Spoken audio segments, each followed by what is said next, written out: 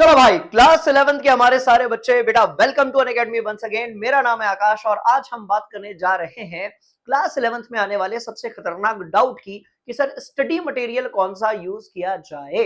Right, तो बेटा आज की जो क्लास है उसका शीर्षक जो है, टॉपिक कह लो, शीर्षक कह लो, और बड़ा इंपॉर्टेंट है और वो है आपका स्टडी मटेरियल।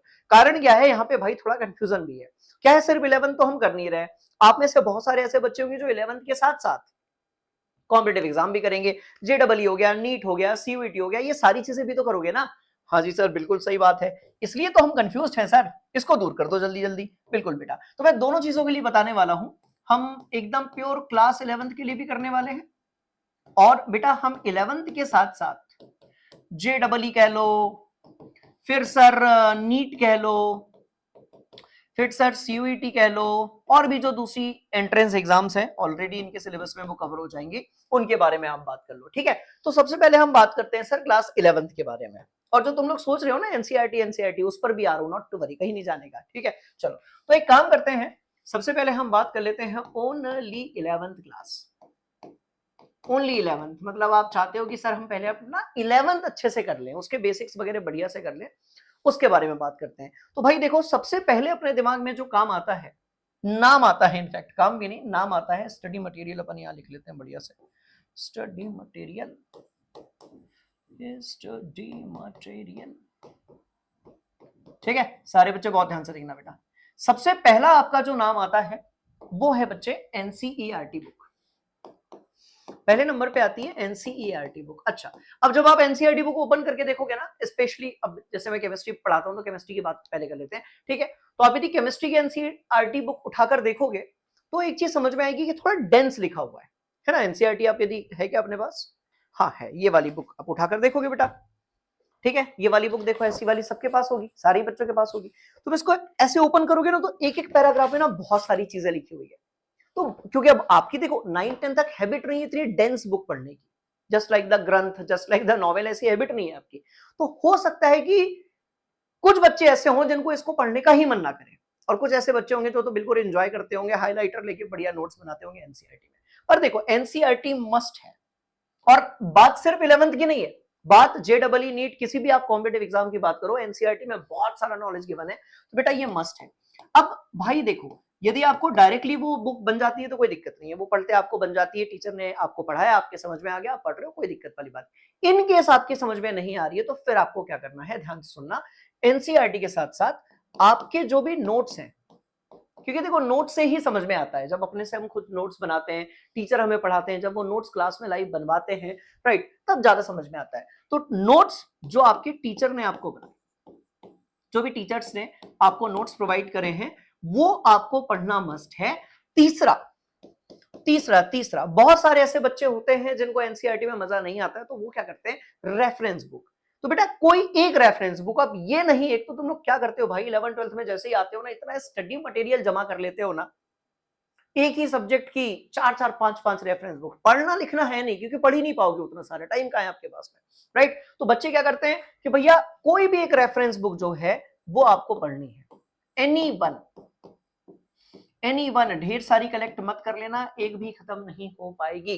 ठीक है, तो ये तीन चीजें हैं, ये आपको करनी है, ये बड़ी इंपॉर्टेंट चीजें हैं, ये इसके बिल्कुल नहीं करना है बेटा। इसमें से कोशिश करो कि एनसीईआरटी एक टाइम बाद आपके समझ में आना जरूरी है, क्योंकि एनसीईआरटी नहीं बनेगी तो आपको नीट में, जेडबल में और 12th में भी दिक्कत जाएगी जाएगी। तो एनसीईआरटी मस्ट है, आपके टीचर्स ने जो नोट्स बनाए हैं वो आप पढ़ो, और कोई एक रेफरेंस बुक वो पढ़ो। अब ये कोई एक रेफरेंस बुक मैं ऐसा इसीलिए बोल रहा हूं, ध्यान से सुनना, क्योंकि देखो भाई 11th क्लास बोर्ड तो है नहीं, तो सारे ही बच्चों का जो स्कूल है वो डिफरेंट है, सारे ही बच्चों का जो स्कूल है वो डिफरेंट है। तो हर एक स्कूल में, अब पूरे इंडिया में सीबीएसई बोर्ड है, राइट, तो हर एक स्कूल में जो रेफरेंस बुक यूज हो रही है वो सेम थोड़ी होगी, कुछ स्कूल्स में होती भी नहीं है, अब टीचर अपने ही नोट से पढ़ा देते हैं। But a lot of schools are there जहां पे फैकल्टीज को एक पर्टिकुलर रेफरेंस बुक जो है वो यूज करते हैं, जैसे एबीसी हो गई, मॉडर्न एबीसी जिसको तुम लोग कहते हो, फिर एग्जाम आइडिया हो गई, उसके बाद प्रदीप हो गई, दिनेश हो गई, एस शांत पब्लिकेशन की बुक्स हो गई, और भी ऐसी बहुत सारी बुक्स होती है। आपके भाई स्कूल वाले सर जो भी स्कूल की रिस्पेक्ट में बात करेंगे, जो भी रेफर आपको कर रहे हैं आप उसको यूज करो, आपका काम चल जाएगा। अब बेटा बात कर लेते हैं 11th क्लास के साथ competitive exam, competitive exam like जेडबल ले लो। अब इसकी कहानी थोड़ी सी ना डिफरेंट हो जाती है। नीट ले लो, सीयूटी ले लो, ठीक है। और इसकी कहानी एक डिफरेंट होने के साथ साथ एक ऐसी मिस्टेक है जो मैक्सिमम बच्चे करते हैं। देखो बेटा, यहां पर जितनी भी एग्जाम्स के बारे में मैं बात कर रहा हूं, इन सब में ना ऑब्जेक्टिव क्वेश्चंस आते हैं या ये कह लो एमसीक्यू क्वेश्चंस आते हैं। तो आप में से बहुत सारे बच्चे ना आंसर ओरिएंटेड स्टडी करना स्टार्ट कर देते हो, जो कि सही भी है। इन एग्जाम्स में भी थ्योरी लिखने से तो कुछ होगा नहीं, लिमिटेड टाइम में आपको क्वेश्चंस बनने चाहिए। तो आप में से बहुत सारे बच्चे क्या करते हैं, आंसर ओरिएंटेड पढ़ना स्टार्ट कर देते हैं। क्वेश्चन देगा, ट्रिक देखिए, आगे बढ़ गए। आपको ना आंसर बनाते नहीं आता, तो वहां पर आप क्लास 11th में थोड़ा सा, ये तो सही हो जाता है, पर क्लास 11th में आप थोड़े से पिछड़ जाते हो, ठीक है। तो इसमें भी एक पार्ट आपका जो है वो तो एनसीईआरटी आपको करनी ही करनी है, क्योंकि एनसीईआरटी में, और अच्छा, और एक और चीज, कई बच्चे पूछते नहीं कि भाई आंसर कैसे लिखें सर, ये समझ में नहीं आता। बहुत अच्छा तरीका है, एनसीईआरटी का कोई भी एक एग्जांपल उठाओ, उसमें आपको क्वेश्चन भी मिल जाएगा, आंसर भी मिल जाएगा। तो बेटा जिस लैंग्वेज में एनसीईआरटी के एग्जांपल में आंसर्स लिखे होते हैं, राइट, एग्जैक्टली आपको वैसे ही लिखने हैं। कोई भाई इसकी निंजा टेक्निक नहीं है, ऐसी ट्रिक व्रिक कुछ नहीं होती, सिंपल कॉन्सेप्ट है। एनसीईआरटी के एग्जांपल में जैसे क्वेश्चंस लिखे हैं वो आपको देखने हैं। बात समझ में आ गई? चलो, तो एक तो हो गया आपका एमसीक्यू ओरिएंटेड पढ़ना है, बट थ्योरी ओरिएंटेड भी अपने को पढ़ना है, ताकि हम बढ़िया तरीके से उसको लिख सके, ठीक है। एनसीईआरटी मस्ट हो गई। दूसरी हो गई बेटा आपकी मॉड्यूल, क्योंकि सब अलग अलग जगह से पढ़ रहे होंगे तो सबका पैटर्न थोड़ा सा डिफरेंट होगा, तो दूसरा आपको मॉड्यूल करना है। तीसरी जो सबसे इंपॉर्टेंट चीज आपको करनी है वो है एनसीईआरटी एग्जाम्पलर। हमारे भाई बहुत सारे बच्चे ना ये लगाते ही नहीं है, जबकि डायरेक्ट आपके बोर्ड्स में, कॉम्पिटिटिव एग्जाम में, आपके स्कूल के एग्जाम में एनसीईआरटी एग्जाम्पलर से क्वेश्चन आता है। और इसका सबसे बड़ा फायदा यह है कि आपके उस कॉन्सेप्ट की अंडरस्टैंडिंग एकदम क्लियर हो जाएगी, और इसमें ना हर टाइप के क्वेश्चंस आपको मिलेंगे एनसीईआरटी एग्जाम्पलर में। तो ये दो तीन चीजें हैं बेटा, ये आपको ध्यान रखनी है, बिल्कुल भी स्किप नहीं करना है। हम दूसरे पॉइंट की तरफ चलेंगे। क्वेश्चन बैंक आपका क्या होना चाहिए? तो क्वेश्चन बैंक का भी आंसर अपने को यहां पर मिल गया। रेफरेंस बुक प्योर 11th के लिए, और एनसीईआरटी एग्जाम्पलर यहां पर भी वैलिड है, एनसीईआरटी एग्जाम्पलर यहां पर भी वैलिड है, ठीक है, एग्जाम्पलर यहां पर भी वैलिड है,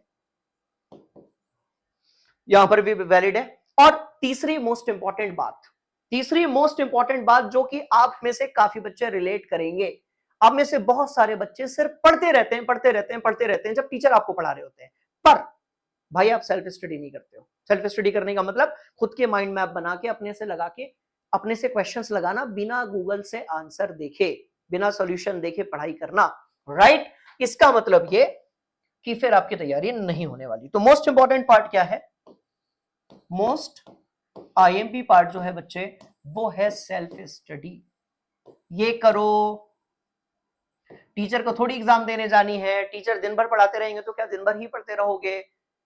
बात समझ में आ रही है? तो ये स्किप आपको नहीं करना है बेटा। मोस्ट इंपॉर्टेंट पार्ट है self study plus maximum number of, self study में ही आ गया वो, मैक्सिमम नंबर ऑफ क्वेश्चंस।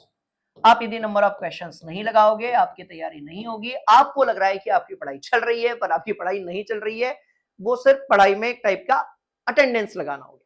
बात समझ में आई? तो सबसे इंपॉर्टेंट पार्ट है आपका सेल्फ स्टडी, और मैक्सिमम नंबर ऑफ क्वेश्चंस आप लगाइए, जिससे आपका कॉन्सेप्ट ज्यादा से ज्यादा क्लियर होगा, without having the solution in front of you. तो ये भाई 3-4 चीजें थी स्टडी मटेरियल वाला। और कोई यदि डाउट होगा तो कमेंट सेक्शन में पूछ लेना। अगला कौन सा वीडियो चाहिए क्लास 11th की रिस्पेक्ट में, वो भाई कमेंट सेक्शन में लिख देना। मिलते हैं अगली क्लास में, बने रहिए अकेडमी के साथ। Thank you so much. जय हिंद, जय भारत।